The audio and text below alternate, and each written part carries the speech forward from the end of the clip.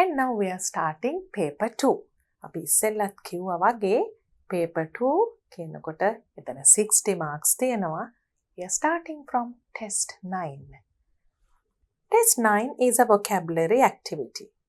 එතකොට vocabulary කිව්වට මොකක්ද හරියටම බලන්නේ කියලා ටෙස්ට් කරලා බලන්නේ කියලා මෙන්න මේ වචන ටික බැලුවම පේනවා management, managerial, managing, manager, manage. එකම වචනේ විවිධ ස්වරූප. Different forms of the same root word manage. එතකොට මේ වගේ වචනයක් සුදුසු විදියට පාවිච්චි කරන්නේ කොහොමද කියන එක තමයි. සුදුසු තැන appropriately කොහොමද පාවිච්චි කරන්න කියන එක තමයි පුතාලගේ හැකියාව තමයි මෙතන ටෙස්ට් කරන්නේ. You must learn to blank your time efficiently. දැන් පුතාලට කරන්න තියෙන්නේ මේකෙන් තෝරලා ලියන එක. Complete the sentences selecting a word. There are 2 extra words. එතන තමයි ප්‍රවේශම් වෙන්න ඕන තැන. වැඩිපුර වචනක් තියෙනවා. You must learn to your time efficiently.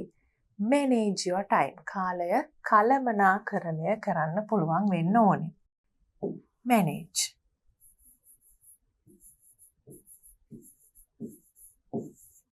The hotel is under a new blank now. Management. දැන් මේ හෝටලය අලුත් කළමනාකාරීත්වයක් යටතේ. Management.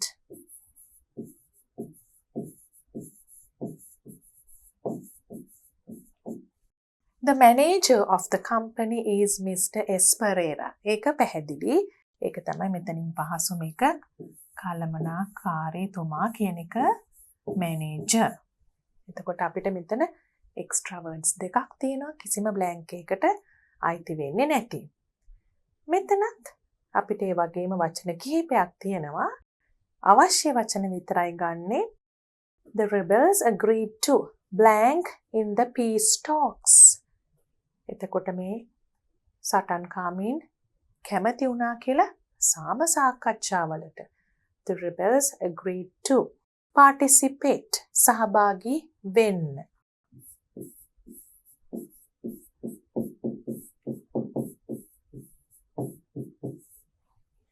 More blank of the younger generation in community work is necessary. වැඩි දුරටත් සහභාගීත්වයක් අවශ්‍යයි කියන එක තරුණ පරපුරේ. More participation. The last word you can take. Participation. සහභාගීත්වය.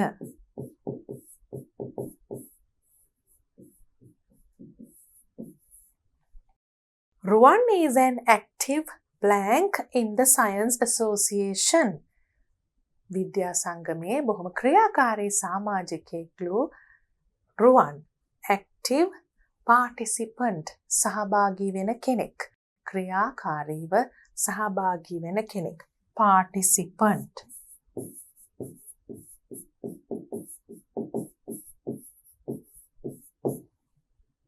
Global communication was transformed. Transformed කියන්නේ වෙනස් වුණා, change වුණා by the blank of the internet. දැන් අපිට තියෙනවා inventor, invention, inventive and invent කියලා වචන 4ක්. හැබැයි අපිට දෙකයි ඕන වෙන්නේ. Global communication කියන්නේ ගෝලීය sannivedanaya. ඒක වෙනස් වුණාලු යමකින්. මොකකින්ද? ඉන්ටර්නෙට් එක අන්තර්ජාලය සොයා ගැනීම තුලින්නේ. එතකොට invention.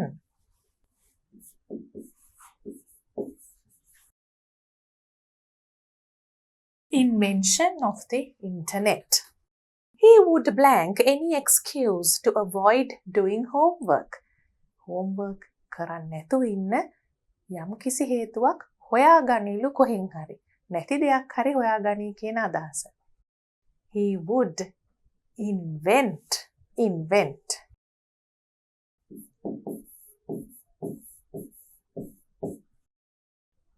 Competitor, compete, competition, competitive. එතකොට තරඟකරුවා, තරඟය, තරඟකාරී ඔන්න වගේ විවිධ අදහස් නෙමේ වචන වලින් එන්නේ. අපි බලමු මොනවද මෙතනට ගැලපෙන වචන කියලා. Her dream is to blank in the Olympics. Olympic තරඟයේ කවදා හරි තරඟ කරන්න තමයි එයාගේ බලාපොරොත්තුව ඇයගේ. Compete.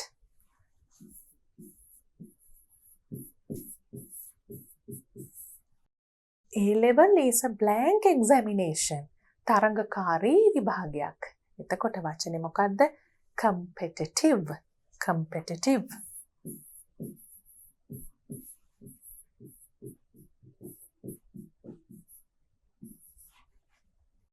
එතකොට අපිට මෙතන වචන 10ක් තිබුණා පුතාලා දැක්කා. ඔක්කොම එකතු වෙනකොට half a mark each into 10 you get 5 marks for this question. And now we can move on to test 10. Let's see what test 10 is. It's a grammar activity. Fill in the blanks with the following verbs. Now first, we have to look at these verbs and try to understand something. Made up, settled down, turn back, turned off, fell into, ran into, took off, called off, make for, and got up. Let's take about 3 examples and try to see something similar among these words. යම්කිසි සමානකමක් තියෙනවද කියලා අපි බලමු මේ වචනවල. ran, took, called. අපි ඒ තුන ගමු. තව එකක් ගමු. got, make. අපි මේ පහම දිහා බලමු. ඒ ඔක්කොම verbs, ක්‍රියාපද. ඒවා සම්බන්ධ වෙලා තියෙන්නේ මොනවා එක්කද? into, off, for, up. ඒවා සම්බන්ධ වෙලා තියෙන්නේ preposition එකක් එක්ක. එතකොට අපිට පේනවා මෙතන verb එකකුයි preposition එකකුයි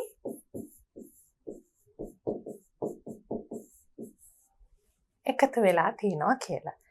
එහෙම එකතු වෙලා මුල් තේරුමට වඩා වෙනස් තේරුමක් දෙන්න හැදෙන දෙයක් තමයි මේ phrasal verbs කියලා කියන්නේ. එතකොට මේ grammar activity එක විශේෂයෙන්ම ටෙස්ට් කරලා බලන්නේ පුතාලා phrasal verbs නිවැරදිව පාවිච්චි කරන්න සුදුසු තැන පාවිච්චි කරන්න දන්නවද කියලා. Whether you know how to use phrasal verbs appropriately. Let's try to fill in the blanks now. Last Sunday was a rainy day. ගිය ඉරිදා වැහි දවසක්. Mr. Jainath had to attend a meeting in school. Mr. Jainath ඉස්කෝලේ meeting එකකටත් යන්න තිබුණා. His alarm didn't work and he alarm එක වැඩ කරේ නැතුණාම ඕන කෙනෙක්ට වෙන දේ මොකද්ද? He got up late.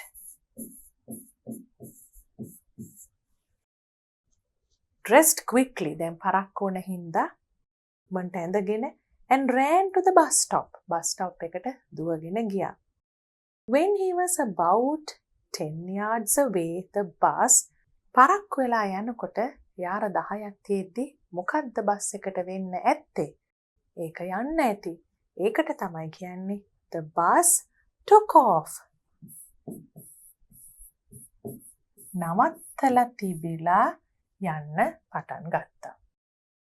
He began to walk. Disappointed. බොහොම බලාපොරොත්තු කඩ වෙලා ඇවිදගෙන යන්න ගත්තා. Halfway through, he blank an old friend and he අහම්බෙන් හම්බුණා යාළුවෙක්, පරණ යාළුවෙක්. ඒකට කියන්න පුළුවන් අපිට he ran into. දැන් බලන්න ran කියන වචනෙටවත් into කියන වචනෙටවත් වෙනම සම්බන්ධ නැති තේරුමක් තමයි ran into කියලා phrasal verb එක හැදුනට පස්සේ ඇති වෙන්නේ. අහම්බෙන් හමු වුණා කියලා. He ran into. දැන් අපිට අපි පාවිච්චි කරපුවා මේ වෙනකොට කට් කරලා පහසුවෙන් ඉතුරු ටික තෝරගන්න පුළුවන්. and old friend and blank a deep conversation. බොහොම ගැඹුරු සංවාදයක් පටන් ගත්තා. You can say that he fell into a deep conversation. All of a sudden, it started to rain. කපාරටම වහින්න ගත්තා. Mr. Jainath wanted to එහෙම හිතුනහම වහිනකොට වගේ මොන වගේ දෙයක්ද හිතෙන්නේ නැත්තේ? ආපහු හැරෙන්න. Wanted to turn back.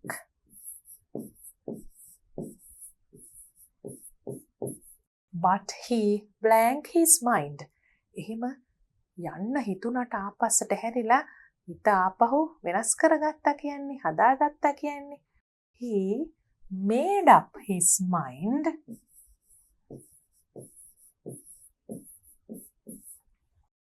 to go because he thought it was important to.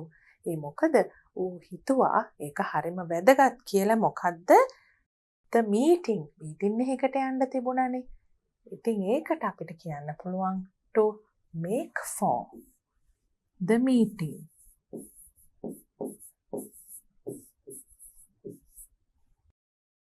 When he reached the main hall එකට ළඟා වෙනකොට there was no one. කවුරුත් හිටියේ නැහැ. The lights were on. හැබැයි light නම් on වෙලා තිබුණා. He blanked the lights and left the place. On වෙලා තිබ්බ lights ටික off කරාට කියන්න පුළුවන් නිකම්ම off කියන්න බෑ. Turned off. He turned off the lights and left the place. It was only then that he saw the notice on the wall. එතකොට තමයි බිත්තියේ තිබුණ notice එක දැක්කේ. Due to bad weather, the meeting is. weather එක නිසා, මේ කාලගුණික තත්ත්වය නිසා meeting එක මොකද්ද කරන්නේ? Called off. ඒකට කියන්නේ අපි called off කියලා. එදාට පවත්වන්නේ නැත්තුව ඒ meeting එක නොපවත්වන්න තීරණය කරා. Back at home he drank a hot cup of tea and දැන් ඊට පස්සේ එයා දැන් meeting එක නෑනේ. වැස්ස දවසේ ගෙදර ගිහිල්ලා hot cup of tea හොඳ උණු තේ කෝප්පයක් පානය කරමින් හිටියා. To read a book. Settle down. To read a book. බොහොම විවේකයෙන් පොතක් කියවන්න පටන් ගත්තා. Settled down. And that's the end of the phrasal verbs test. There also you had 10 words. Half a mark each into 10. You get 5 marks for this question too. And next we can start test 11. Fill in the blanks with the words given within the box. There are 3 extra words. Extra words තියෙන තැනදී තමයි පරිස්සම් වෙන්න ඕනේ. දැන් අපි කියවන්නේ මෙතන overall proficiency එක බලන්න කියලා. බලන්න මේ වචන දිහා box එක ඇතුලේ තියෙන.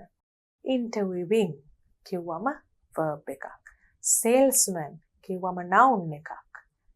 ඒ වගේම තව තියෙනවා අපිට my pronouns. ඒ වගේම favorite වගේ adjectives. ඒකයි අපි කිව්වේ overall සමස්තයක් හැටියට ඕනම word class එකකට අයිති වචනයක් නිවැරදිව සුදුසු තැන පාවිච්චි කරන්න පුළුවන්ද පුතාලට කියන එක තමයි මේ වගේ test item එකකින් බලන්නේ. When I was the manager of a trading company in Colombo, මම manager කෙනෙක් කළමනාකාරී කෙනෙක් හැටියට වැඩ කරනකොට it was my duty to interview young men and women. මට පැවරලා තිබුණ රාජකාරියක් තමයි සම්මුඛ පරීක්ෂණ පවත්වන්න තරුණ අයට for posts vacant in my department. මගේ දෙපාර්තමේන්තුවේ ඇබෑරුතු තිබුණු තනතුරු වලට vacant. One of my techniques. දැන් ඉන්ටර්විව් කරන කෙනෙක්නේ. එතකොට එක techniques තියෙනවා. ඒවා අතුරින් කැමතිම කියන එක තමයි one of my favorite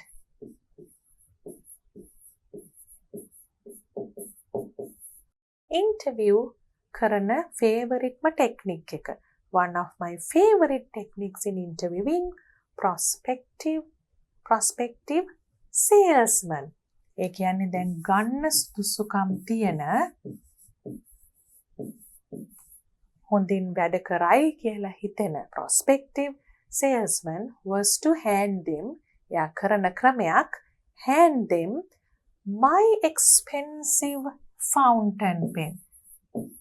එයාගේ බොහොම මිල අධික fountain pen එක ඒගොල්ලන්ට දෙනවා දීලා කියනවා and say දැන් මෙතන පේනවනේ inverted commas තියෙනවා එතකොට අපිට හිතන්න පුළුවන් මෙතන say කියලා and say try to sell this to me මට මේක විකුණන්න උත්සාහ කරන්න salesman කෙනෙක්ට හැකියාවක් තියෙනවද කස්ටමර්ව කන්වින්ස් කරන්නේ කියන්නේ මිලදී ගන්න ඉන කෙනාට කොහොම හරි හේතු ගන්නවන්න මේ බඩුව ඔබ මිලදී ගත යුතුයි කියලා. ඒකනේ සේල්ස්මන් කෙනෙක්ගේ බලන්නේ.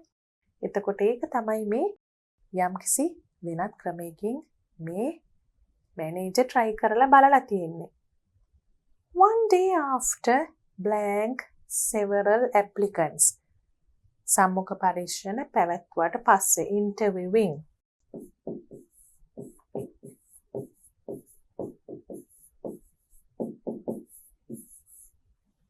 කීප දෙනෙක්වම කරාට පස්සේ who used blank marketing skills who used different එක විදිහේ දක්ෂතා පාවිච්චි කරපු අය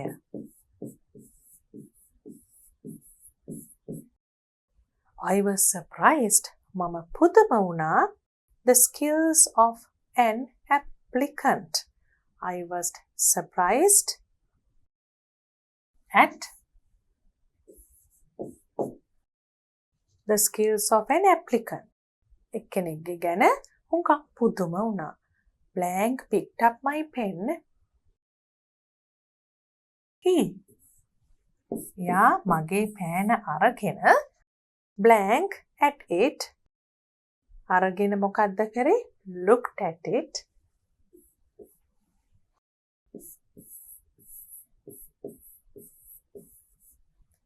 Put it දාගත්තා in his pocket එයාගේ pocket එක ඇතුළට දාගත්තා sat back blank said sat back and said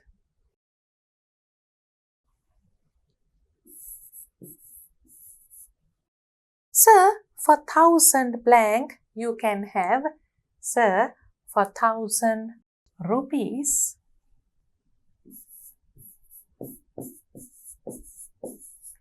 you can have your pen back.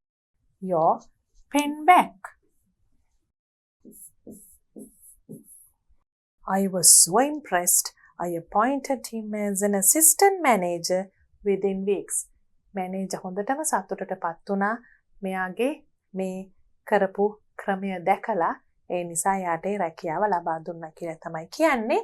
Now how do you get marks here? You have 14 blanks.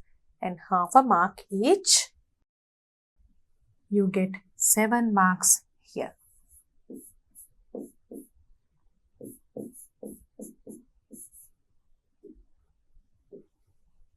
And now we can look at test 12. It's testing your grammar skills. A comedy show called Don't Look Now is at a theatre in Colombo these days. These are the comments made by some newspapers and viewers. Then comments ටිකක් දීලා තියෙනවා. ඊළඟට ඔයගොල්ලන්ට කරන්න තියෙන දේ දීලා තියෙනවා. Now report what the newspapers and interviewers said. Report. ඒකෙන් අපි දැනගන්නවා අපිට කරන්න තියෙන්නේ reported speech කියලා. Do you remember we had reported speech in grade 10 and 11 both. Reported කියන වචනයෙන්ම තේරෙනවා වෙනත් කෙනෙක් ගොඩක් වෙලාවට කියපු එකක් තමයි පස්සේ වෙලාවක තවත් කෙනෙක්ට රිපෝට් කරනකොට අපි කරන වෙනස්කම්. අපි indirect speech කියලාත් කරා එක. indirect speech. ඒ කියන්නේ direct speech එකෙන් indirect speech එකට හරවනකොට මොනවද කරපු වෙනස්කම් කියලා මතක් කරා නම් pronoun එක වෙනස් වුණා. ඒ වගේම tense එක වෙනස් වුණා. සමහර වෙලාවට තිබුණොත් පමණක් time එකට refer කරන වචනේ වෙනස් වුණා. ඒක අපිට අවශ්‍ය නම් විතරයි කරන්නේ. ඒ වගේම modal verbs වෙනස් වුණා. can, could වගේ ඒවා.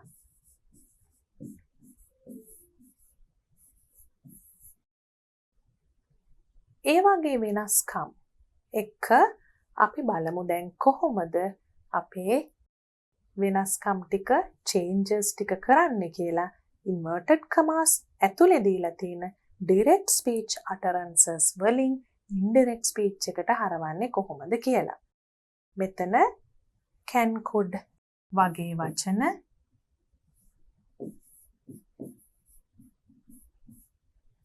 මෙතන he, she වගේ වචන පොඩ්ඩක් පුතාලා අමතක වෙච්ච කෙනෙක් ඉන්නවා නම් මතක් වෙන්නයි මම මේ එකක් දෙකක් ලිව්වේ. Let's write the answers now. People will love it. The Daily News. The Daily News said that the people would love it. එතකොට අපි දැක්කා මෙතන තිබ්බ will එක would උනා said that කියලාත් ආවා. It's a fantastic show. It's කිව්වම අපි දන්නවා මෙතන මේ it is කියන එකේ contracted form, short form එක තමයි මෙහෙම තියෙන්නේ. The Daily Mirror තමයි ඒක කියලා තියෙන්නේ.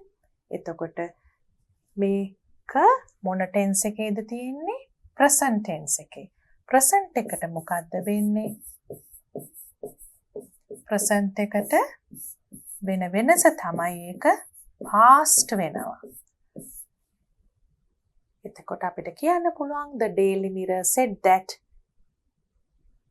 it was a fantastic show.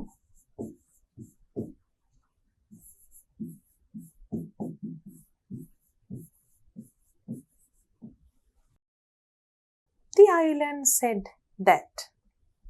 දැන් බලන්න මොකද්ද කිව්වේ කියලා. It will be a great success. අපි දැක්ක ඉස්සෙල්ලත් will එකට මොකද්ද උනේ කියලා. It would be a great success.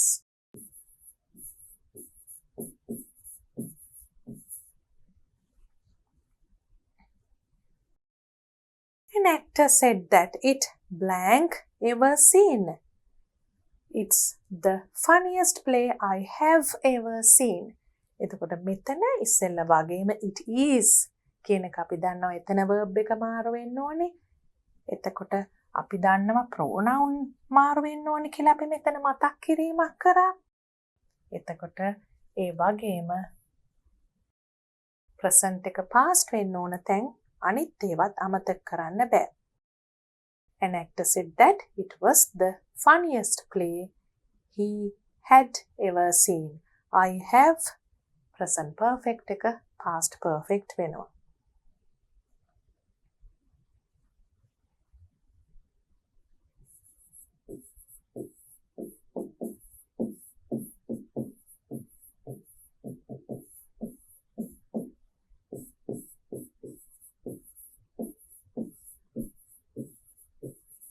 Funniest play he had ever seen. A film producer said that අපි බලමු film producer මොකක්ද කිව්වා කියලා. The production is perfect. එතකොට මෙතන is විතරයි වෙනස් වෙන්න තියෙන්නේ. The production was perfect.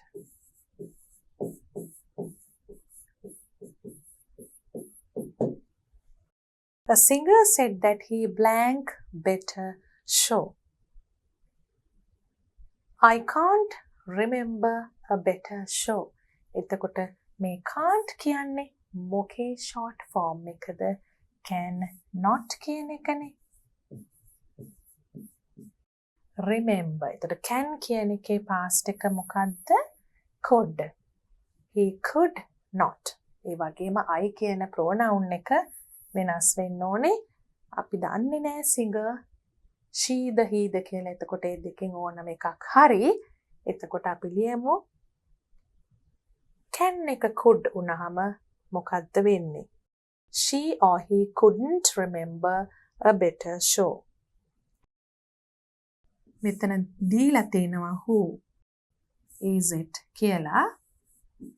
he අපිට decide කරන්න නෑ he the she the කියන එක.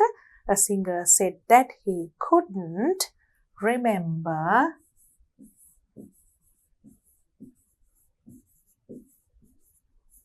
a better show. So you had 5 here. You get 5 marks for the 5.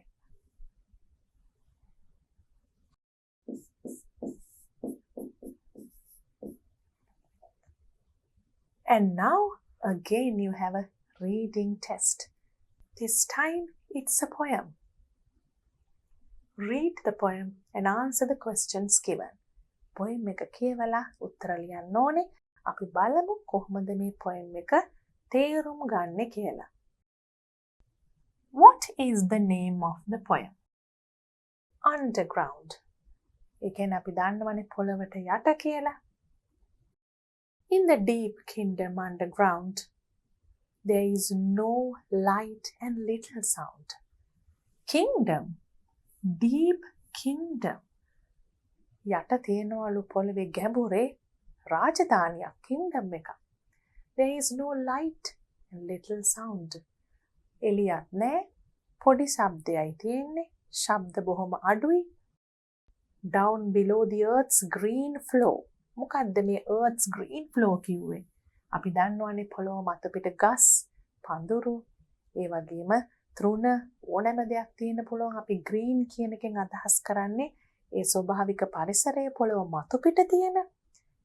down below ඒකට යටින් මේ green floor එකට යටින් කවුද පොළොව යට පොඩි exploration කරන්නේ? හාරගෙන කවුද? The rabbit and the mole explore. පොළව යට දේවල් හොයලා බලනවා මේ සතුන් rabbit mole වගේ සත්තු කියලා කියනවා. මොකද ඔවුන් පොළව හාරන නිසා තමයි එහෙම කියන්නේ. මේ පරිසරයේ සිදුවෙන ස්වභාවික සංසිද්ධීන් කවියෙකුගේ ඇසින් ඉතාමත්ම ලස්සනට අලංකාරව ඉදිරිපත් කරන විදියක්. ජේම්ස් රීව්ස් කියන ප්‍රසිද්ධ poet තමයි මේක ලියලා තින්නේ. The Sea කියන poem එක තමයි ලංකාවේ ළමයි අතර හුඟක්ම දන්න poem එක James රීව්ස්. The currying ants run to and fro. curry කියන්නේ මොකද්ද? ants ලතර පොළව පොඩ හාරනවනේ දිගටම. ඒගොල්ලන් එක කරන ගමන් run to and fro. එහෙට මෙහෙට ඊටාම කඩිසරව යන ගමන තමයි මේ run to and fro කියන එකෙන් අදහස් වෙන්නේ. To make their populous empires grow. Empires grow. Populous empires. Empires කියන එක අපි දන්නවා ඒක. Kingdoms හුඟක් එකතු වුණාම empire එකක් හැදෙනවා කියන්නේ. ඒ වගේ එකක populous කියන්නේ ජනගහනය වැඩි කරගන්න එක. To make their populous empires grow. මොකද මේ පුංචි සත්තු ants ලා වගේ අය ඒක වැඩි දියුණු කරගන්න එක, වර්ධනය කරගන්න එක තමයි මෙතනින් අදහස් කරන්නේ. Do they as I pass overhead. අපි මේ උඩින් ඇවිදගෙන යනකොට මේ දේවල් වෙනවා පොළව යට. Stop in their work to hear my tread. Stop in their work. ඒගොල්ලෝ නවත්තනවද මම යනකොට ඒක ඇහුනහම වැඩ නවත්තනවද? Some creatures sleep and do not toil. හැබැයි සමහරු වැඩි මහන්සි වෙන්නේ නැතුව නිදා ගන්නවා. Secure and warm beneath the soil. Secure බොහොම ආරක්ෂිතව බොහොම උණුසුම්ව පස යටට වෙලා. Sometimes a fork or spade intrudes. සමහර වෙලාවට මේ එක උපකරණ වලින් පොළව හාරන එකට තමයි මේ intrudes කියලා තියෙන්නේ. intrude කියන්නේ හාරනවා කියන එකට නෙවෙයි. ඒ වුණාට මේ තැනේ හැටියට fork spade වගේ උපකරණ වලින් අපි පොළවට යම්කිසි හැරීමක් වගේ කරනවා නම් අන්න ඒක අදහස් වෙන්න තමයි මේ ලියලා තියෙන්නේ spade intrudes කියලා. Fork or spade intrudes upon their earthly solitude. Solitudes කියන්නේ තනිවම ඉන්නවා කියන එකටනේ. ඒ තැන් වලට. Downward the branching tree roots spread. පල්ලෙහාට අර ගහේ මුල් විහිදීගෙන යනවා. Downward පල්ලෙහා දෙසට. Branching tree roots මුල් බෙදි යනවා පල්ලෙහා දෙසට. Into the country of the dead. දැන් මේ පොළව යට ඉන්නවනේ මියදුණු අය වැළලිලා. ඒක තමයි මේ country of the dead කියලා කවිය හඳුන්වන්නේ. Deep down the buried rocks and stones. Deep down කියන්නේ උඟා පොළවේ ගැඹුරේ යටම බෙරි වෙලා තියෙන වැළලිලා තියෙන rocks ගල් are like the earth's gigantic bones. ඒවා සමාන කරලා තියෙනවා like compare කරනවානේ කවිය හුඟක් දේවල් compare කරනවා සංසන්දනය කරනවා. ඒවා කොයි වගේලුද? පොළවේ ඊටාම විශාල ඇට කටු වගේ bones වගේ කියලා තියෙනවා. In the dark kingdom underground මේ පොළව යට තියෙන අඳුරු රාජධානී how many marvelous things are found. කොයි තරම් පුදුම සහගත දේවල් හමු වෙනවද කියලා කවියා ප්‍රශ්න කරලා තමයි ඉවර කරන්නේ. සෝබාදහමේ සිදුවන ඉතාමත්ම කුඩා සංසිද්ධීන් කූඹියෝ ඒ වගේම පුංචි හාව වගේ සත්තු කරන දේවල් ඒ වගේ දේවල් ඉතාමත්ම නිර්මාණාත්මක ලෙස මේ කවිය ඉදිරිපත් කරනවා. දැන් අපි බලමු මේ අදහස් ටික දන්න හින්දා කොහොමද උත්තර ලියන්නේ කියලා. Now let's look at the questions. Is the kingdom underground a quiet world or a noisy world? අපි දැක්ක poem එකේ මුලම තිබුණා little sound කියලා. little sound. ඒකන්න අපේ උත්තරේ. little sound කියන්නේ මෙතන උත්තරේ පැහැදිලි a quiet world.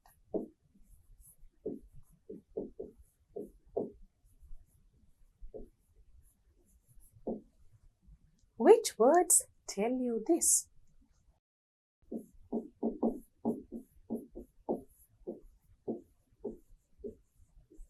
ඒක අපි poem එකෙන්ම ගන්න නිසා මෙහෙම දාන්න පුළුවන් inverted commas. Find two other words phrases in the poem which mean under. එතන තිබුණා තම වචන beneath, deep down,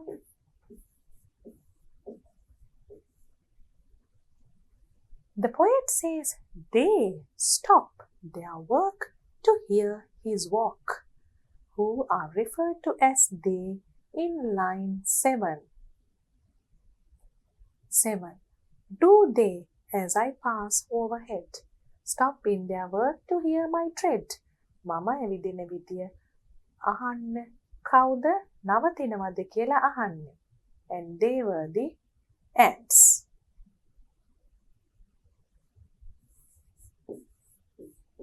ඊට ඉස්සෙල්ලා කිව්වේ ants ලා ගැන. What two tools disturb the silence of the earth occasionally? අපි කිව්වේ intrude කරනවා කියලා disturb කරනවා කියලා. ඒ කිව්වේ මොන tools දෙක ගැනද? Fork and spade.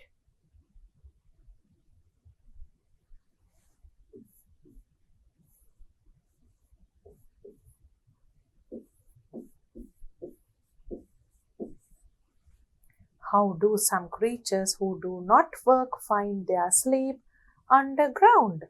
අපි කිව්වා සමහරු මෙහෙම වැඩ කරන අතරේ සමහරු නම් වැඩිය කිසිම දෙයක් කරන්නේ නැතුව කොයි විදියට ඉන්නවා කියලාද? Secure and warm.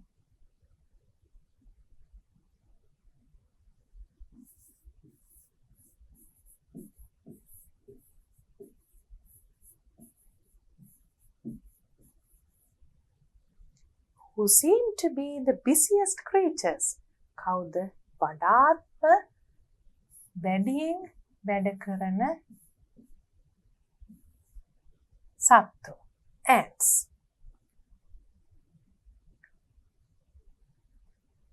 Now we'll see how you are going to get marks for this question. We have altogether 5 questions and you are getting 1 mark each, which means this is a 5-mark question. With that, we are moving on to a writing activity. Test 14. Let's see how you get your marks. පුතාලට මෙතන දෙකක් දීලා තිනවා, informal letter and table. ඒ දෙකෙන් එකයි ලියන්න වෙන්නේ. හැබැයි අපි දෙකම ලියලා බලනවා. දෙකටම ලකුණු ලැබෙන විදිහත් බලනවා.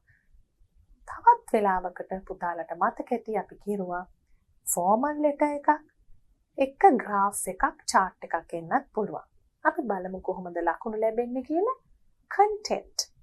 ඒ කියන්නේ අපි ලියන කරුණු අන්තර්ගතයට 3යි. language අපේ භාෂාවට 3යි. format and organization කියනකොට හරියට කරුණු සංවිධානය කරලා paragraphs වලට බෙදලා ඒ paragraphs හරියට සම්බන්ධ කරලා තියනවාද කියන එකට 2යි. mechanics of writing. ඒ කියන්නේ හරියට capital letters ලියලා හරියට වාක්‍ය punctuate කරලා නිවැරදිව handwriting හොඳට clear වට ලියලා තියනවාද කියන එකටත් 2ක් ලැබෙනවා. all together 10. informal letter එකක නම් content කියනකොට all points included කියන එක තමයි දාලා වශයෙන් බලන්නේ. හැබැයි table එකක් chart එකක් වෙනකොට points include කරාට මදි, correct interpretation කියන එක ඕනේ. ඒ කියන්නේ දීලා තියෙන දත්තවලට අනුව අපි ඒකට ගැළපෙන අදහසක් ඒ මත පදනම් වෙලා ලියන්න ඕනේ. language කියනකොට කොයි එක තෝරගත්තත් well connected correct sentences, good range of vocabulary කියන එක එනවා. ඒ කියන්නේ එකිනෙකට හොඳින් සම්බන්ධ වුණු sentences, හොඳ වාග්මාලාවක්, ඒ වගේම sentence එක grammatically correct sentence එකක් වෙන්න ඕනේ. organization වෙනකොට connected meaningful paragraphs කියන එකක් වටිනවා letter එකේදී. මොකද අපි ලියන ලියුමේ ඒ paragraph එකෙන් paragraph එක යම්කිසි සම්බන්ධයක් තියෙන්න ඕනේ. මෙතන හැටියට බැලුවොත් well organized ideas.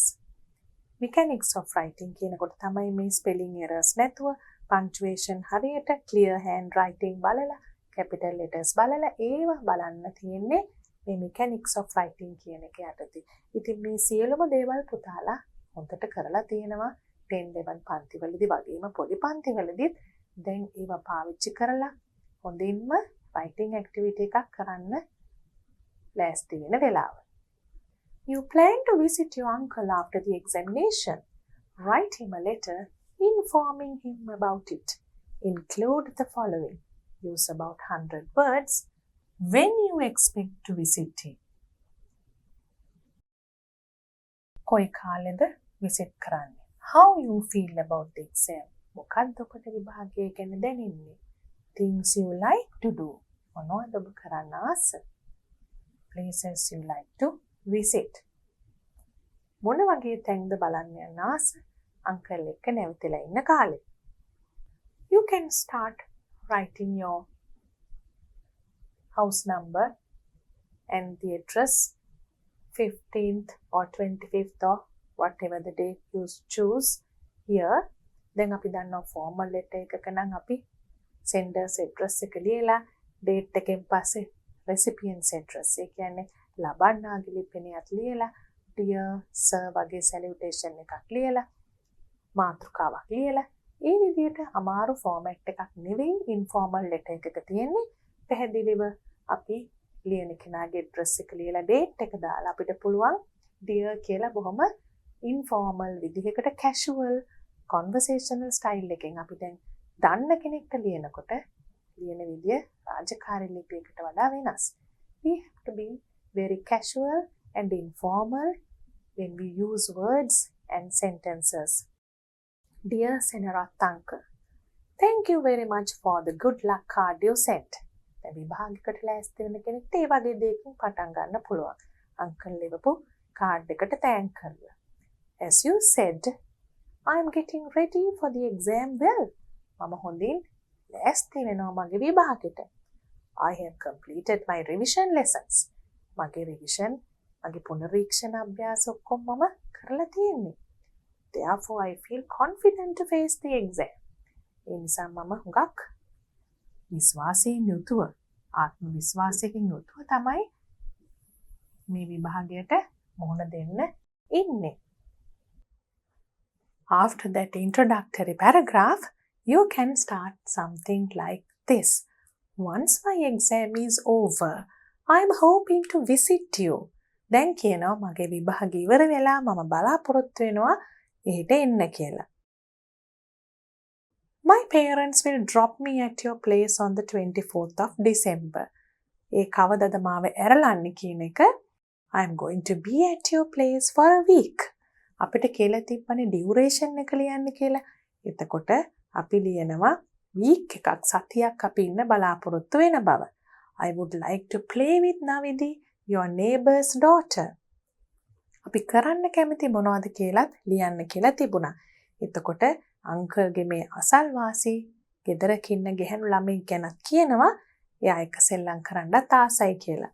I'm waiting to travel in your new van too.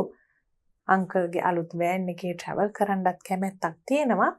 I hope you can take me to Golfort and Unawatuna Beach since it's a holiday week for you. දැන් අංකල්ටත් නිවාඩුනේ මේ දෙසැම්බර් 24 25 වගේ කාලේ. එතකොට කියනවා ඒ නිසා මාව මේ තැන් වලට ගෙනියන්නත් පුළුවන් නේද කියලා. Places we have to visit, places we would like to visit is also one of the things we have to include. ඊට පස්සේ අපි ඉවර කරන්න පුළුවන්. I shall stop now to study. මම පාඩම් කරන්න නවත්තනවා. Take care. අපි බොහොම කියනවනේ හොඳින් ඔබව බලාගෙන පරිස්සමෙන් ඉන්න කියන එක. Give my regards to all at home. නිවසේ සියලු දෙනාම ආදරෙන් මතක් කළ බව කියන්න. Love Somali. ඒ විදිහට අපිට ඉවර කරන්න පුළුවන් ලෙටර් එක. එතකොට පුතාලට පේනවා මේ ලෙටර් එක අපි සම්පූර්ණයෙන් බැලුවම මේ විදිහට ලස්සනට ලයින් කරලා ලියන්න ඕනේ. The following table tells you where 125 students in your school like to study after their A-level examination. අපිට තිබුණ options දෙක මොනවද? Choice එක, informal letter or to write a paragraph based on this table. ඒකේ තියෙන්නේ මොනවා ගැනද? A-level exam එකකින් පස්සේ ළමයි 125 දෙනෙක් ස්ටඩි කරන්න කැමති රටවල් ගැන කියන සමීක්ෂණයක ප්‍රතිඵල. Write a description based on the information given in the table. Use about 100 words. We have been given the names of countries here: America, England, Japan, India, Russia, Australia, and other countries which are not named. එතකොට numbers වෙනම දීලා තියෙනවා, ප්‍රතිශත percentages වෙනම දීලා තියෙනවා. එතකොට මේවෙන් අවශ්‍යම කරුණු කිහිපයක් තෝරගෙන අපිට ලියන්න පුළුවන්. ඒ වගේම අපිට සංසන්දනය කිරීමකුත් කරන්න පුළුවන්. And now we'll look at a paragraph based on the data given in that table. This table shows where 125 students of our school like to study after their A-level examination. දැන් මේ වගේ වාක්‍යයක් ලියන්න පහසුයි. මොකද අපි මේ වාක්‍ය අරන් තියෙන්නේ ප්‍රශ්නෙම්මයි. ප්‍රශ්නේ දීලා තියෙන කරුණු වලින් first sentence එක ලියන්න ඕනේ introduction එකක් paragraph එකට දෙන්න. According to this table. ඒ වගේවත් හැම තැනදීම පාවිච්චි කරන්න පුළුවන්. according to this pie chart, according to this bar graph, මේකට අනුව. According to this table, most of the students like to study in America. Most වගේ වචනයක් පාවිච්චි කරන්නේ අපි compare කරන්න තවත් එකක් එක්ක. While the least number of students, අඩුම ළමයි සංඛ්‍යාවක්, likes to study in other countries which are not mentioned in the table. වෙනත් රටවල් වල ඉගෙන ගන්න කැමති ඒ රටවල් වල නම් දීලා නැති එක තමයි අපි කියන්නේ which are not mentioned in the table. An equal number of students like to study in India and Russia. Equal කියලා කියන්නේත් අපි සමානයි කියලා. ඒ මොකද අපි රටවල් දෙකකට යන්න කැමති ළමයිව සංසන්දනය කිරීමක් එතන කරා.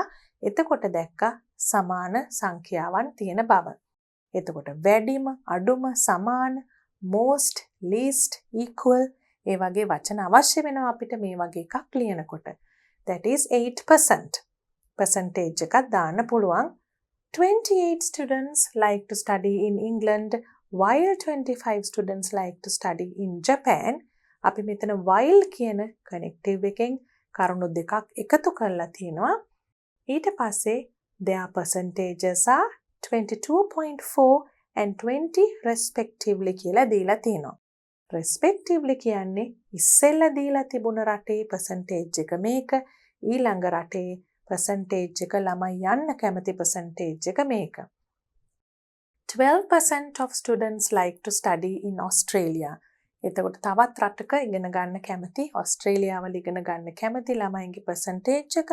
The information in the table indicates කියන්නේ අපිට මේ දීලා තියෙන දත්ත අනුව යම්කිසි නිගමනයකට එන්න පුළුවන්. ඒකෙන් ඒක තමයි අපි කියන්නේ interpretation එකටත් ලකුණු දෙනවා කියලා. ඉස්සෙල්ලා informal letter එකක් formal letter එකක් වෙනකොට ඒ දීලා තියෙන කරුණු ලිව්වහම අවශ්‍යයි අපි ගැලපෙන්න.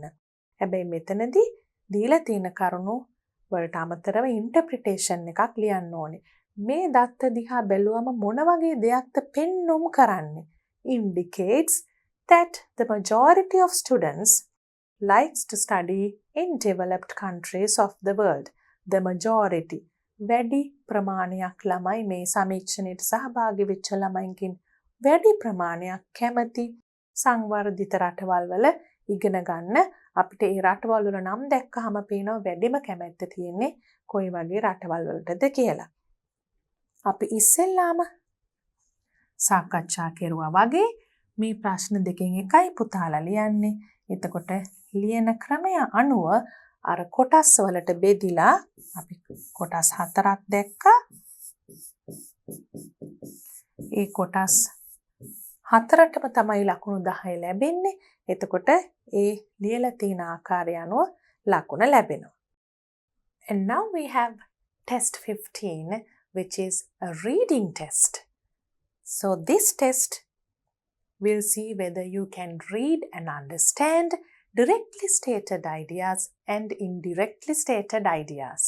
ඒ කියන්නේ යමක් කියවලා කෙලින්ම කියලා තියෙන දේවල් වගේම ව්‍යංගෙන් කියලා තියෙන දේවල් උනත් පුතාලට තේරුම් ගන්න පුළුවන්ද කියන එක තමයි test 15 වලින් බලන්නේ.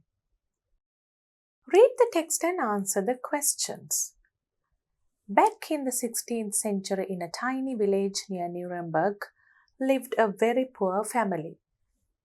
16th century 16 වෙනි සතවර්ෂයේ මේ නියුරම්බර්ග් වල පුංචි ගමක ඉඳලා තිනවා ඊටාම දුප්පත් පවුලක්.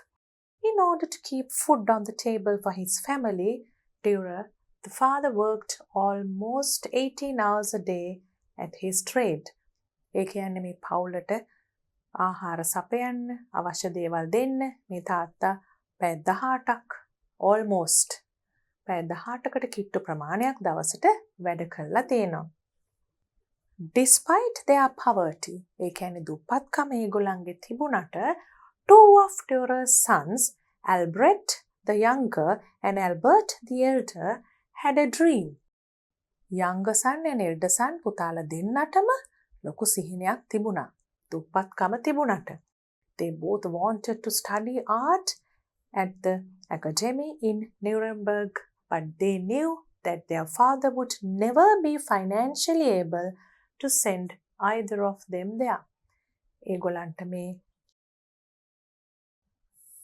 ආර්ට් ඉගෙන ගන්න ආසාවක් තිබුණට මේ ඇකඩමි එකකට ගිහිල්ලා financially able තාත්තට මූල්‍යමය වශයෙන් ඒගොල්ලන්ට මේ දේ කරන්න උදව් කරන්න බැරි බව ඒගොල්ලෝ දැනගෙන හිටියා. After many long discussions, දීර්ඝ වශයෙන් ඒගොල්ලන් සාකච්ඡා කරලා කිහිප සැරයක් හුඟක් සැරයක් at night, the two boys finally had a plan. ඒ දෙන්න අන්තිමට ඔන්න යම් කිසි සැලසුමක් හැදුවා. They would toss a coin. අපිත් ඒ වගේ දේවල් කරනවානේ. කාසියක් උඩ දාලා කොයි පැත්තද වැටෙන්නේ කියන එක අහලා ඒ අනුව මොකද්ද කරන්න කියලා තීරණය කරනවා. සමහර වෙලාවට තීරණයක් ගන්න බැරි වෙලා ඉන්නකොට. The loser would go to work in the nearby mines and with his earnings support his brother while he attended the academy. දෙන්න කතා වුණා මේ කාසිය වාසිය නොලැබෙන එක්කෙනා ගිහිල්ලා පතල් වල වැඩ කරලා සල්ලි හම්බ කරලා අනිත් සහෝදරයාට උගන්වන්න උදව් කරනවා. Then in 4 years, when that brother who won the toss completed his studies, he would support the other brother at the academy.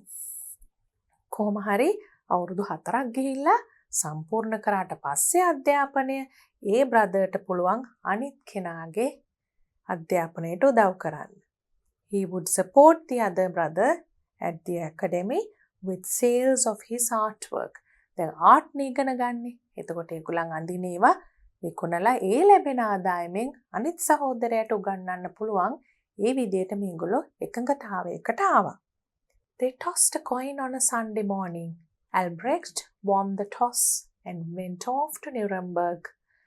Albert went down into the dangerous mines and for the next 4 years financed his brother. එතකොට Albrecht කියන සහෝදරයා ගියා ඉගෙන ගන්න. Albert කියන සහෝදරයා බොහොම භයානක මේ පතල් වල ගිහිල්ලා වැඩ කළා. මුදල් සැපේවා සහෝදරයාට ඉගෙන ගන්න. Albrecht's work of art were far better than those of most of his professors, and by the time he graduated, he was beginning to earn lots of money. දැන් මේ ඉගෙන ගත්ත කෙනාගේ ආර්ට් ඒ විශ්වවිද්‍යාලයේ හිටපු ප්‍රොෆෙසර්ස්ලට මහාචාර්යවරුන්ගේ වටත් වඩා හොඳයි. එතකොට එයා අවසානයේ උපාධිය ගන්න වෙලාව වෙනකොට හුඟක් සල්ලි උපයන්නත් පටන් අරගෙන හිටියා මේ ආර්ට් වර්ක් විකුණලා. When the young artist returned to his village, young artist මේ තරුණ කලාකරුවා නැවත ගමට ආවට පස්සේ the Deura family held a festive dinner to celebrate his triumphant homecoming. හුඟක්ම හොඳ උත්සවයක් ගත්තා. ඩිනර් එකක් දුන්නා උත්සවශ්‍රීයෙන්. මේ රාත්‍රී ආහාරයක් දීලා මොකද්ද කරේ? සෙලිබ්‍රේට් කරා, සැමරුවා. මේ ජයග්‍රාහී triumphant ජයග්‍රාහී නැවත පැමිණීම. After the memorable meal, Albrecht rose to thank his beloved brother for the years of sacrifice that had enabled him to fulfill his ambition. එයා නැගිටලා ස්තුති කරා. නැගිටලා ස්තුති කරන්න හේතුව මොකද්ද? තමුන්ගේ සහෝදරයා කැපකිරීමක් කරා තමුන්ට අධ්‍යාපනය ලබා ගැනීම වෙනුවෙන්. To fulfill his ambition. තමුන්ගේ අභිලාෂය ළඟා කර ගැනීම වෙනුවෙන්. He said, Albert, blessed brother of mine, now you can go to Nuremberg to pursue your dream and I will take care of you. ඒකේ අදහස තමයි මගේ මේ blessed brother කියන්නේ බොහොම ආශිර්වාදලත් මගේ සහෝදරයා කියලා කතා කරලා කියනවා දැන් ඔබේ වාරය ඔබ ගිහිල්ලා නිවරම්බර්ග් වල ඉගෙන ගන්න වැඩිදුර අධ්‍යාපනය හදාරන්න මම ඔබව බලා ගන්නම්. Tears streamed down Albert's pale face. Streamed down. ඒ කියන්නේ කඳුළු වැක්කිරුණා. කඳුළු ගලා හැලුණා ඇල්බර්ට්ගේ බොහොම මලානික වෙච්ච මොහොනේ. He said softly, "No, brother, I cannot go to Nuremberg. It is too late for me." මට යන්න බැහැ. මොකද ඒක ඉතාමත්ම දැන් ප්‍රමාද වැඩි වෙලා තියෙන්නේ සඳහා. Look what 4 years in the mines have done to my hands. බලන්න මගේ අත් දෙකට වෙලා තියෙන දේ වසර 4ක් පුරාවට පතල් වල වැඩ කරලා. The bones in every finger have been smashed.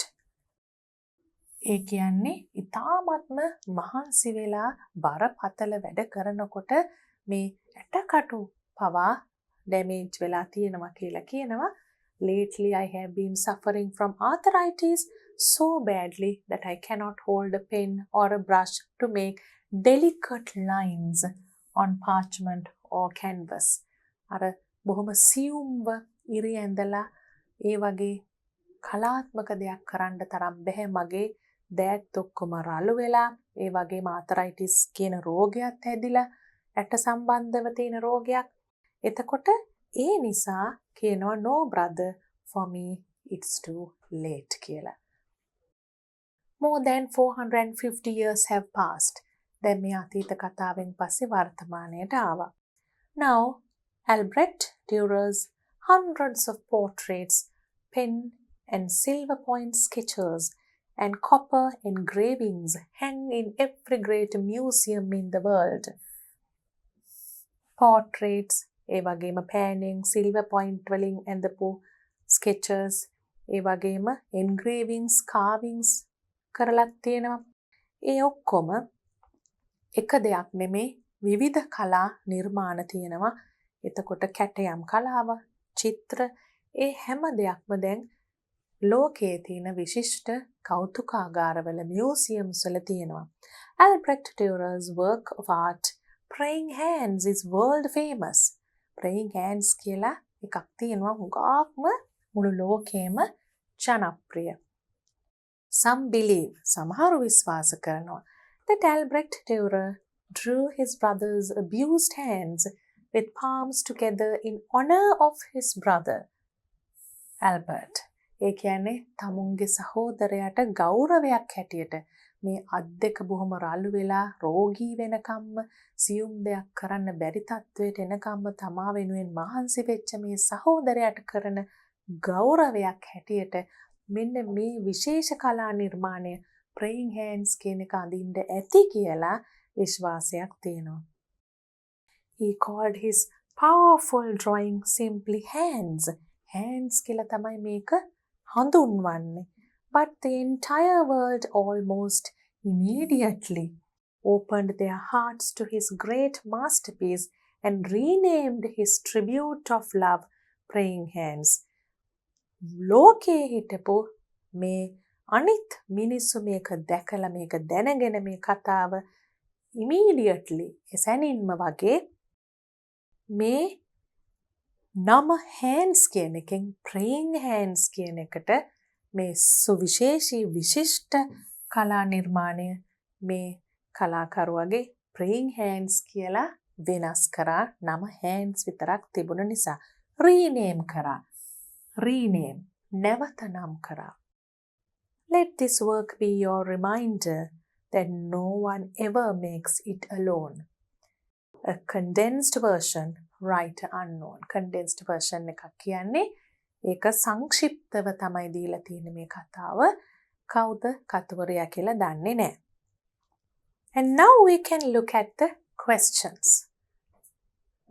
Select the most suitable phrase and underline it is the first one. Both Albrecht and Albert, the two brothers, and you have been given 3 answers, will select the most suitable. Were able to go to Nuremberg Academy, wanted to go to Nuremberg to study art, wanted their father to finance them to study art. මෙතන කියන්නේ තාත්තා ඒගොල්ලන්ට වියදම් කරයි කියලා බලාපොරොත්තු වුණා කියලා. එහෙම බලාපොරොත්තුනේ නැහැ. ඒගොල්ලන්ට යන්න අවශ්‍ය වුණා ආර්ට් ස්ටඩි කරන්න නියුරම්බර්ග් වලට. ඔව් ඒක හරි. were able to කියන එක වැරදි. මොකද දෙන්නටම පුළුවන්කමක් තිබුණේ නැති නිසා. මෙතන both කියලා තියෙනවා. එතකොට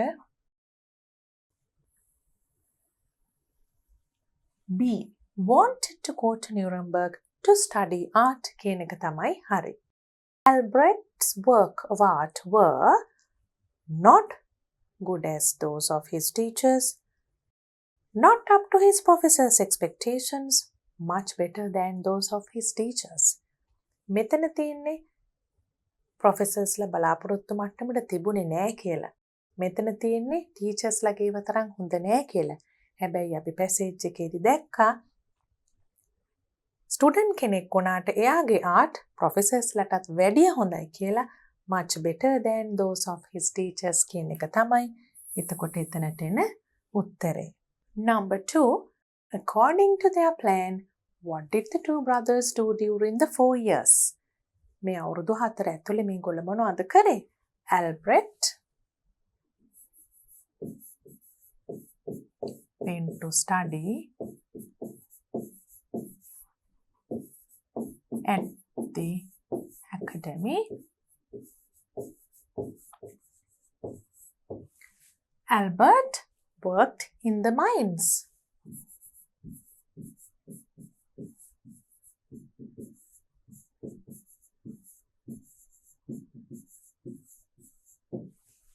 Select words from the passage to complete the sentences. Use only one word in each blank. එක වචනයයි එක blank එක. To feed his family, Durer worked for long hours daily. After Albrecht's graduation, he came back to his own village.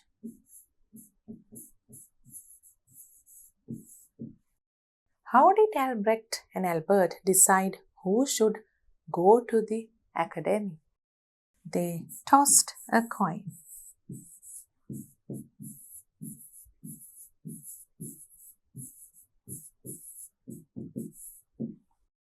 Who was honored by the masterpiece titled Praying Hands? Albert was honored.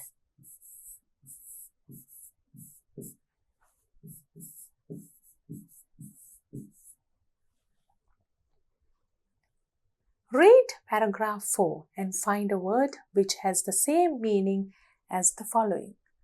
Successful and undefeated, cannot be forgotten. Let's go to paragraph 4. Successful, triumphant.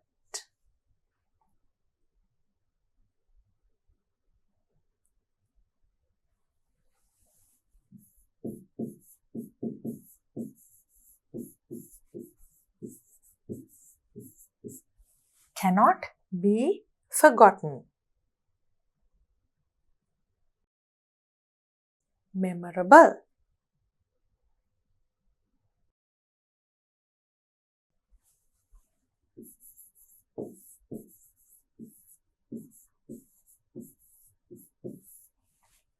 Write the sentence which says that Albert's hands have been damaged. The bones in every finger have been smashed.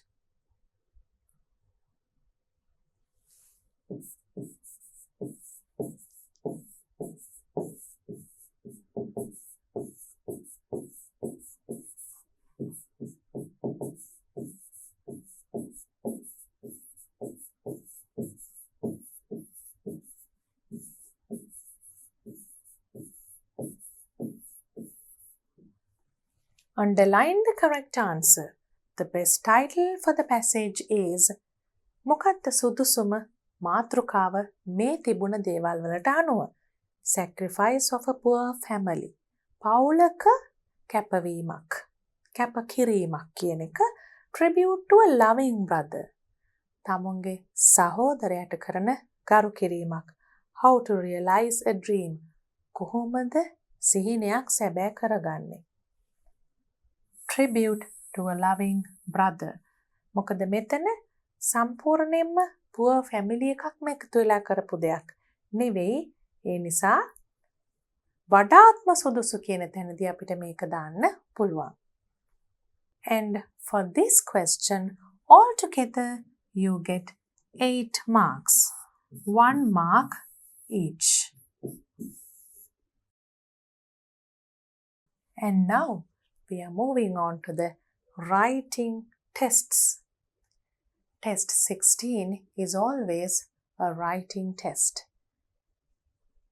When you look at the questions, you see that there are different types of writing tests. You have articles, and also you have a speech, an essay, and a story. Article, speech, essay, story.